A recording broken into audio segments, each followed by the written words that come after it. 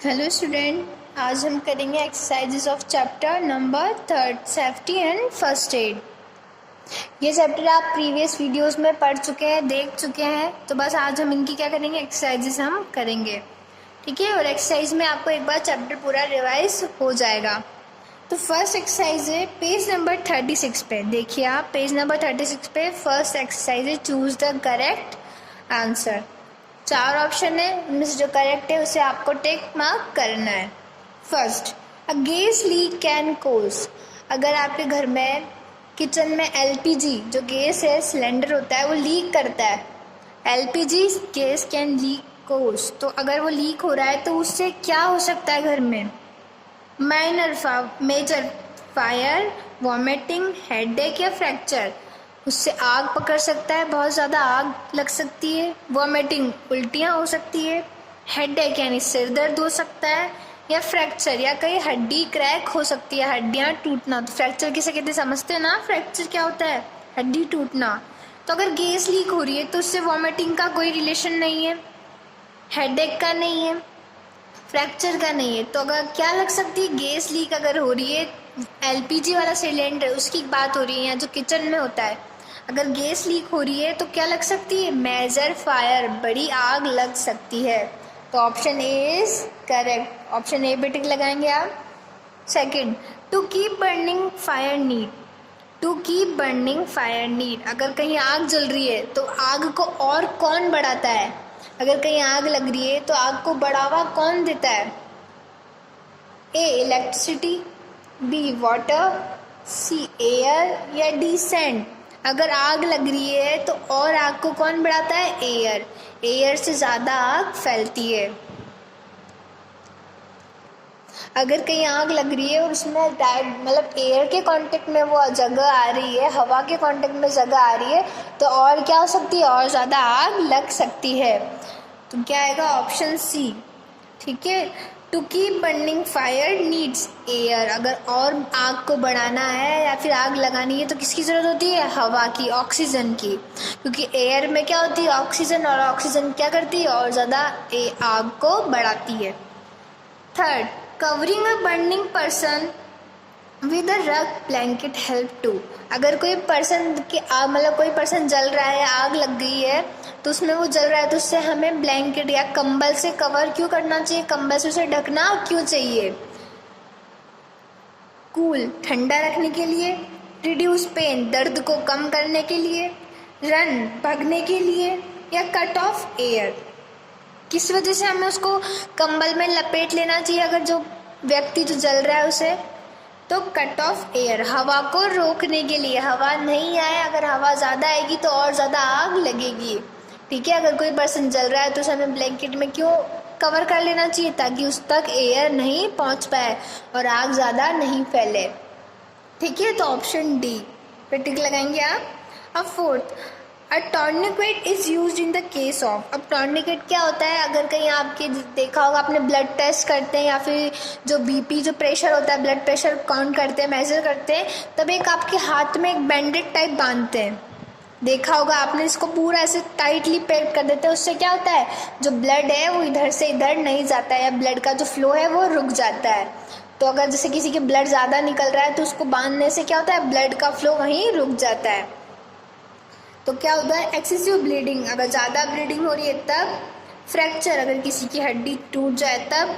Sprain या save burn, अगर कहीं ज़्यादा जल जाए तब। तो किस में काम आएगा ये? एक्सेसिव ब्लीडिंग, अगर ज़्यादा खून निकल रहा है तब। ठीक है, तो क्या मानना चाहिए? टर्निकेट, उससे क्या होता है? जो ब्लड है वो रुक जाता है। तो ऑप्शन ए पे टिक लगाएंगे आप। Fifth, the poison inject by a snake affect the. अगर कोई आपको सांप स्नेक काट ले तो उसका जो पॉइजन है, उसका जो जहर है, वो किस पे इफेक्ट करेगा? आपके डायरेक्ट किस पे जाके असर करेगा? ए लेग्स, पैरों पे, बी हैंड, हाथों पे, सी हर्ट, दिल पे, या फिंगर्स, उंगलियों पे। तो जो पॉइजन का इफेक्ट है, जो पॉइजन जो जहर का असर है, वो कहाँ जाके लगेगा? डायरेक्ट हर्ट पे, सी पे। ठीक है, तो पॉइजन कहाँ इफेक्ट करता है? सबसे पहले हर्ट पे। नेक्स्ट है filling the blanks. First, carelessness lead to, या फिर आप कह सकते हैं केयरलेसनेस कॉज। अगर हम लापरवाही रखेंगे, केयरलेसनेस यानी क्या होता है लापरवाही, अगर हम लापरवाह है तो क्या हो सकते हैं, एक्सीडेंट्स हो सकते हैं। Carelessness lead to accidents, carelessness से क्या हो सकते हैं, एक्सीडेंट्स हो सकते हैं। तो फर्स्ट में क्या लिखेंगे आप, एक्सीडेंट, स्पेलिंग लिखिए ACCIDENT, एक्सीडेंट्स, ACCIDENTS, एक्सीडेंट्स। अगर लापरवाह रहेंगे तो क्या हो सकते हैं, दुर्घटनाएं हो सकती है, एक्सीडेंट्स हो सकते हैं। Second, dash cloth should not be worn in the kitchen, कैसे कपड़े हमें किचन में नहीं पहनने चाहिए, रसोई घर में हमें कैसे कपड़े पहन के काम नहीं करना चाहिए।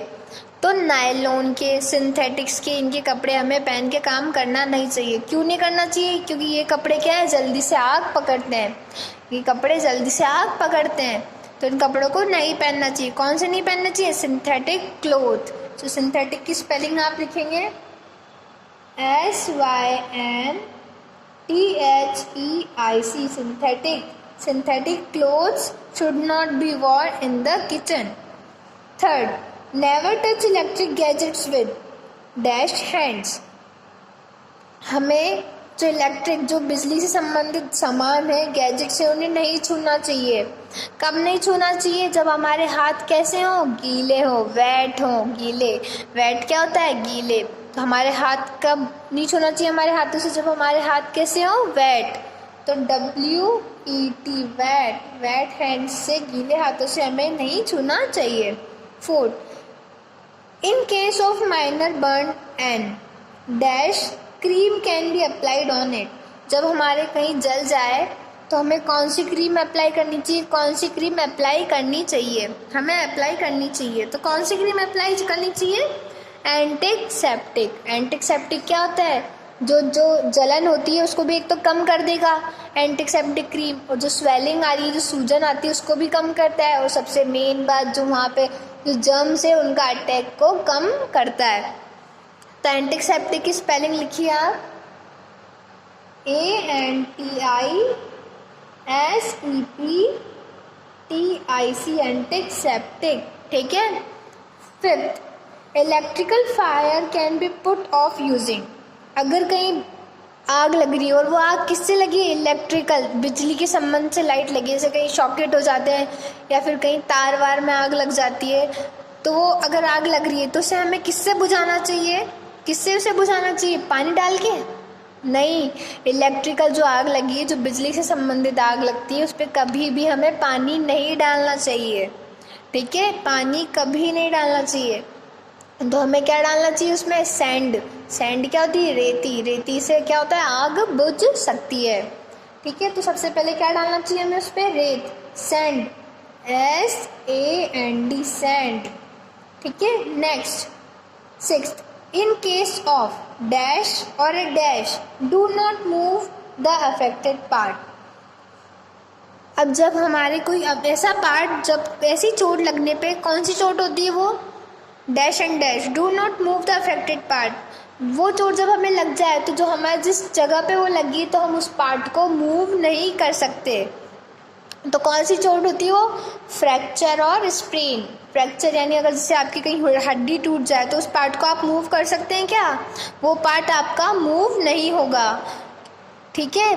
तो पार्ट आपका मूव नहीं होता है। और स्प्रेन यानी क्या होता है, मोच आना। अगर जैसे आपके कहीं पैर में मोच आ रही है तो मोच आने के बाद की जो आप पार्ट है उसे आप मूव कर सकते हैं, जहाँ पे आपके मोच आई है, जहाँ चोट लगी है आपके, तो नहीं, आप उसको पार्ट को मूव नहीं कर सकते, हिला नहीं सकते।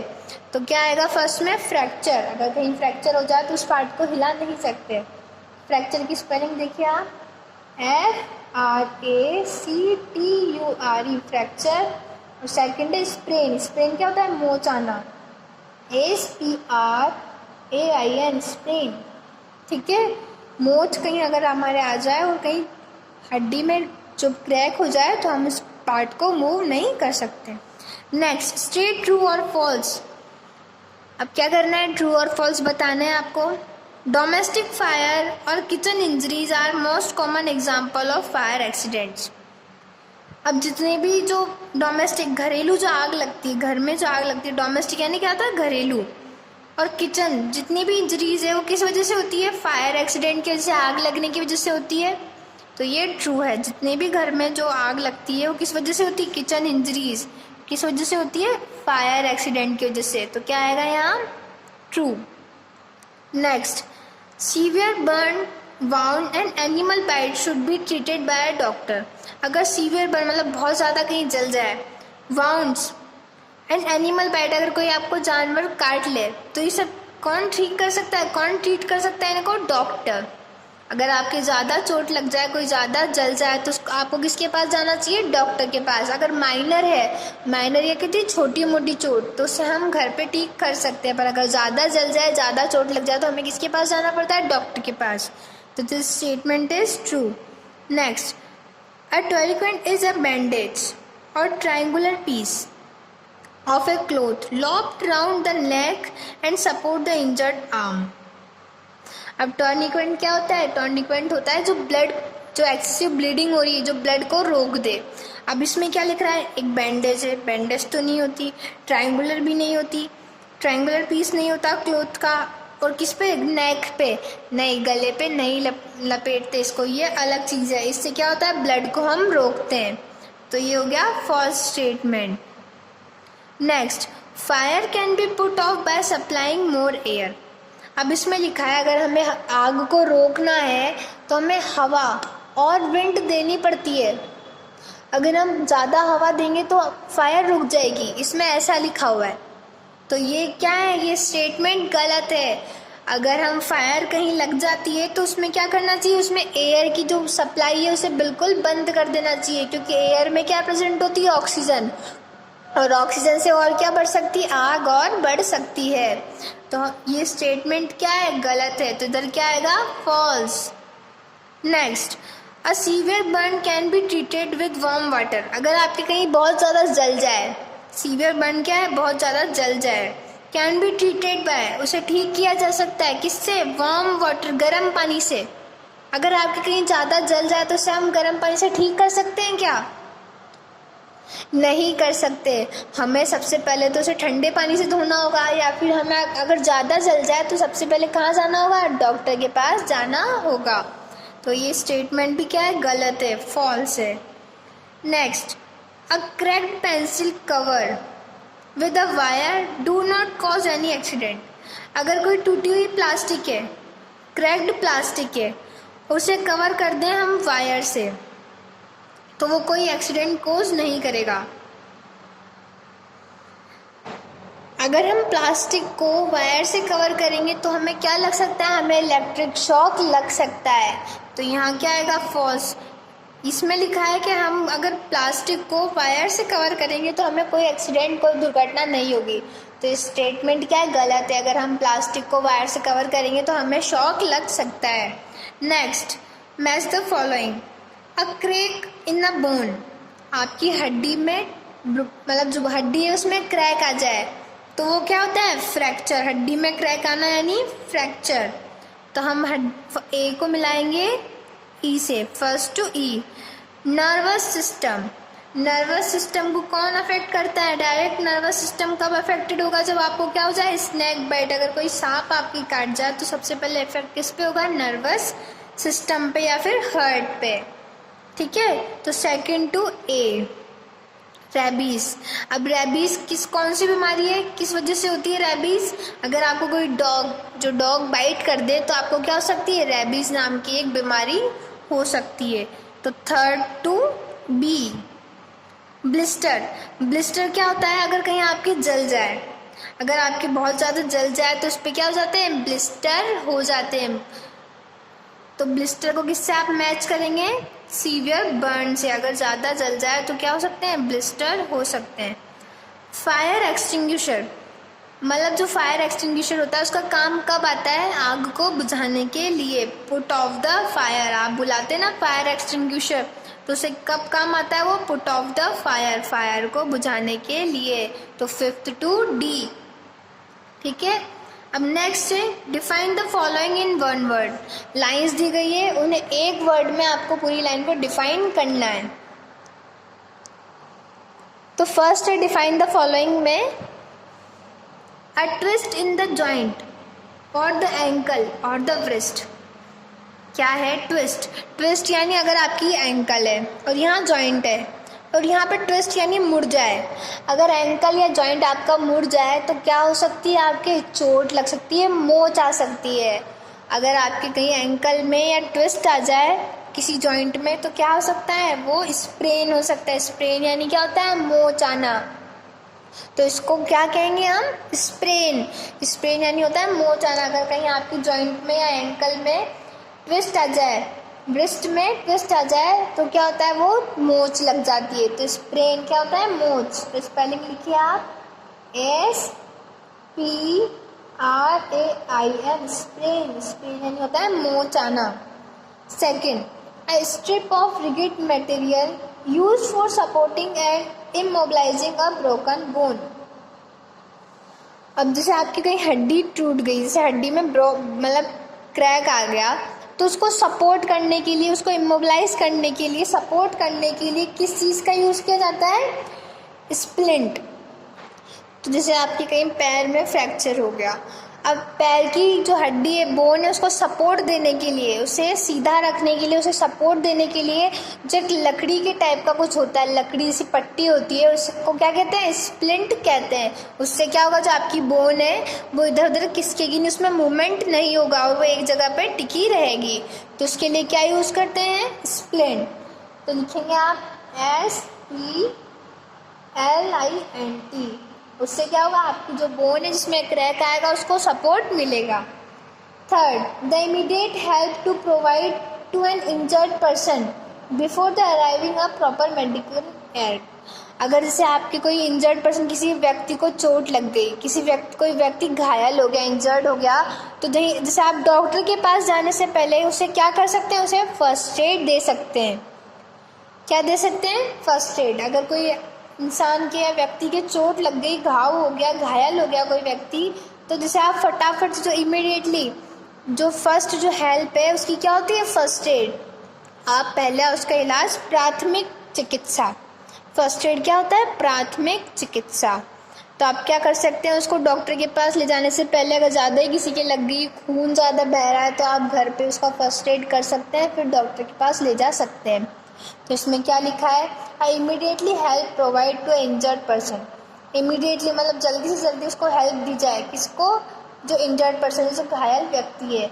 Before arriving a proper medical add, जो बिफोर अराइविंग, जहाँ उसको प्रॉपर उपचार मिलेगा, जो पूरा उपचार मिलेगा, उसको वास्तविक उपचार मिलेगा, वहाँ ले जाने से पहले उसको जो फर्स्ट एड दिया जाता है, जो उसको पहली मेडिसिन दिया जाता है, उसे क्या कहते हैं? First aid. तो क्या लिखेंगे आप? FIRST, first, AID, first aid. ठीक है, प्राथमिक चिकित्सा। Fourth, a tight bandage that help to apply pressure to stop bleeding. अब एक बैंडेज होती है, टाइट बैंडेज होती है, बहुत टाइट, जिसको क्या काम में लिया जाता है? Apply pressure to stop bleeding. खून को रोकने के लिए, ब्लीडिंग को रोकने के लिए उसका यूज़ में लिया जाता है। तो क्या होती है वो? टर्निक्वेट। मैंने बताया था अगर किसी की बहुत ज़्यादा एक्सेसिव ब्लीडिंग हो रही है, बहुत ज़्यादा ब्लड निकल रहा है, तो उसको रोकने के लिए किसका यूज़ लिया जाता है? टर्निक्वेट। जो एकदम से टाइट पट्टी होती है उसको बांध देते हैं तो ब्लड इधर से उधर नहीं जाता, ब्लड का सर्कुलेशन रुक जाता है। तो क्या होता है? टर्निक्वेट। स्पेलिंग देखिए आप, TOURNIQUET,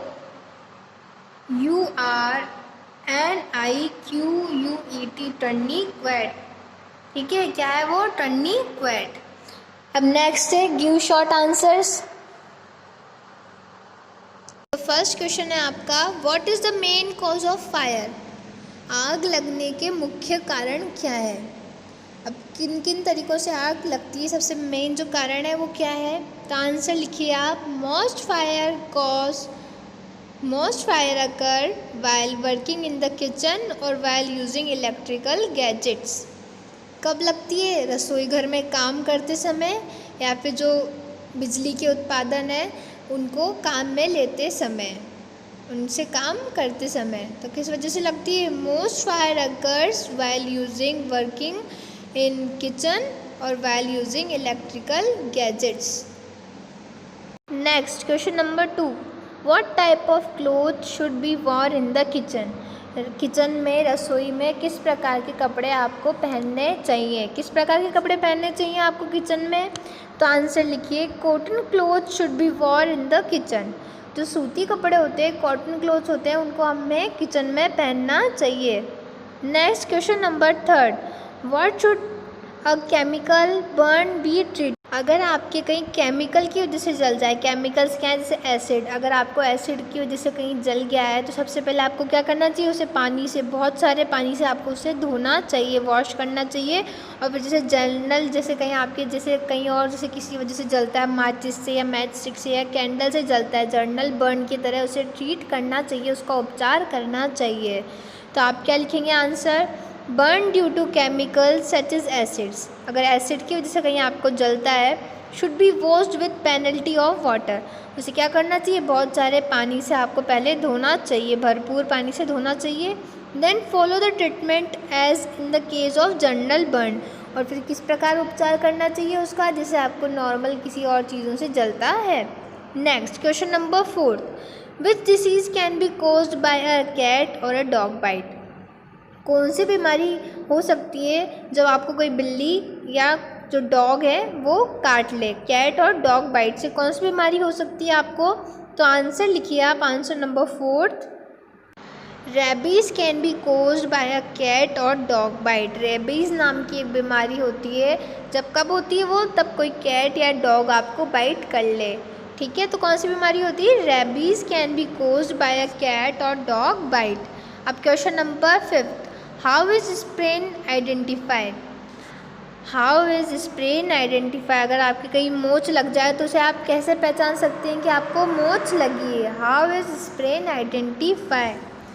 तो नेक्स्ट आंसर लिखिए आप, a sprain is twist in the ankle और द रिस्ट। स्प्रेन क्या है, मोच क्या है, ट्विस्ट यानी मोच आ जाना, ट्विस्ट यानी मुड़ जाना, इन द एंकल और द रिस्ट, कलाई में या फिर जो आपके जो पैर की एंकल होती है उसमें क्या ना आ जाना, मोच आ जाना, मुड़ जाना। The joint swell up and it is very painful. जो जहाँ पे आपको चोट लगी, जिस जॉइंट पे आपको चोट लगी वहाँ क्या होगी, बहुत सारी स्वेलिंग आ जाएगी, मतलब सूजन आ जाएगी, और क्या होगा, ये बहुत दर्दनाक होगा, पेनफुल होगा। तो कैसे पहचान सकते हैं आप स्प्रेन को, मोच को? तो वहाँ पे क्या हो जाएगा, स्वेलिंग आएगी और ये बहुत पेनफुल होगा।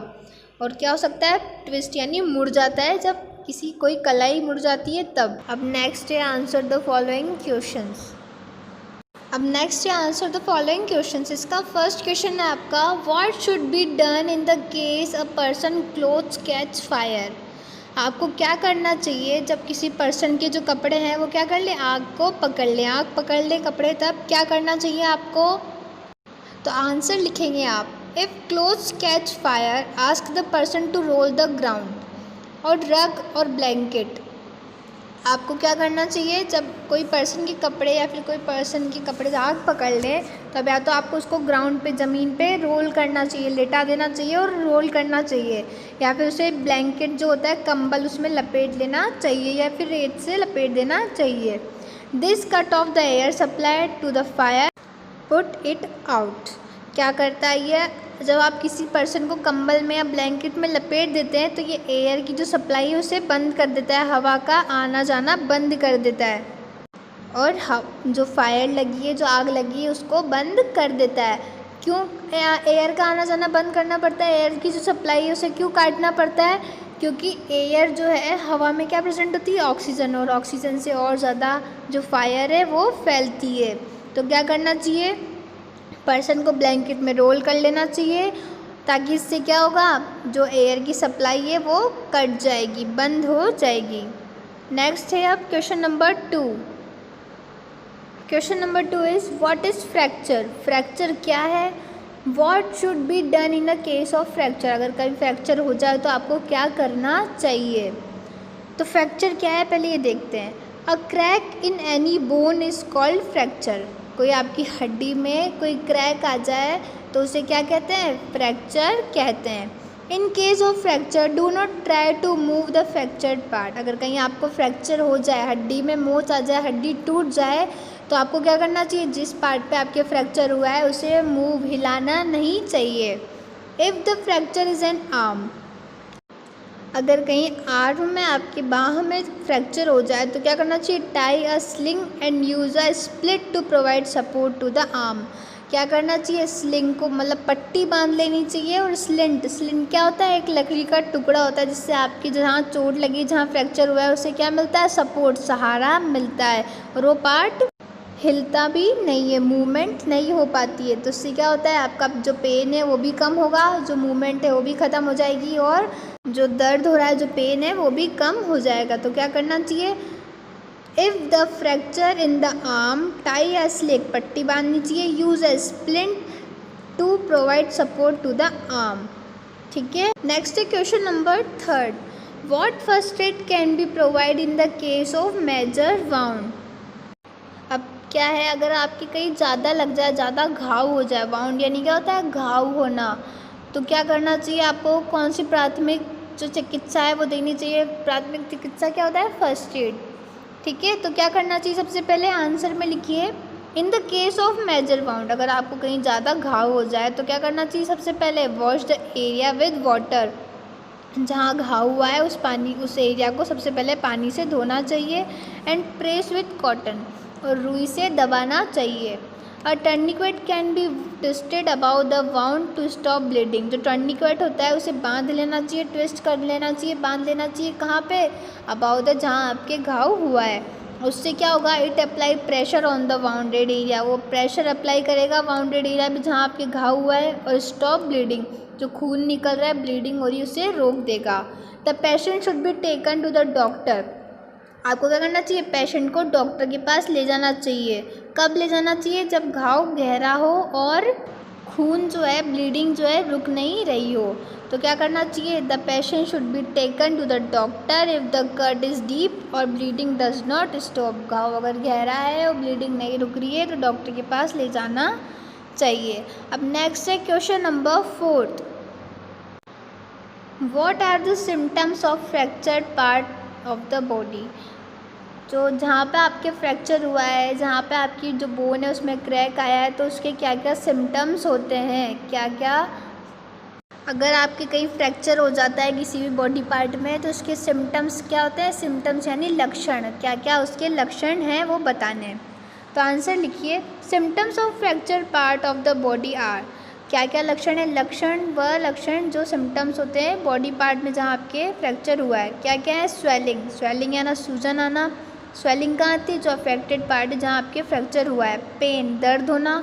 डिफ़िकल्टी इन मूविंग, हिलाने में, जो मूव करने में दिक्कत होना।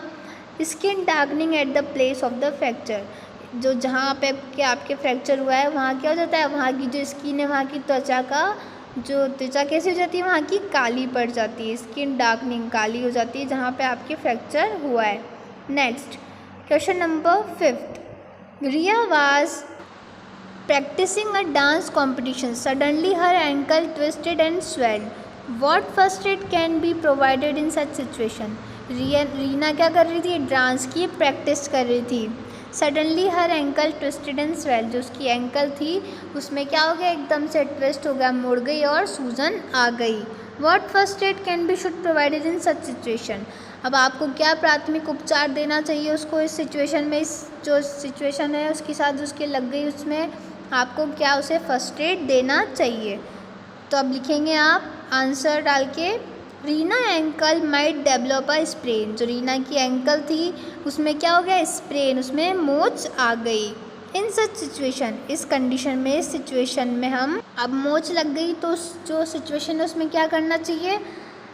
N elastic bandage can be wrapped around the joint to prevent it is from moving. अब प्लास्टिक की जो बैंडेज होती है, प्लास्टिक की बैंडेज क्या होती है? इलास्टिक जैसी, जो इसमें मूवमेंट नहीं होती, प्लास्टिक की बैंडेज होती है, जिससे क्या होगा? उसकी जो मूविंग है वो रुक जाएगी, उसे आपको बांध देना चाहिए। The sprained joint can be soaked first in cold water. जो पहले जहाँ पे उसकी मोच आई है उसको पहले तो क्या करना चाहिए? ठंडे पानी से धोना चाहिए, ठंडे पानी में रखना चाहिए। Then in warm water 2-3 times a day, और फिर क्या करना चाहिए? दिन में 2-3 बार उसे गर्म पानी में भिगो के रखना चाहिए, गर्म पानी में डाले रखना चाहिए। तो यह हो गया आपके answer the following questions, short answers completed. ये चैप्टर कंप्लीट हो चुका है। आपको बस जो शॉर्ट आंसर से और लॉन्ग आंसर से वही नोटबुक में करने हैं, बाकी एक्सरसाइज सारी आपको बुक में ही करनी है। Thank you, have a nice day.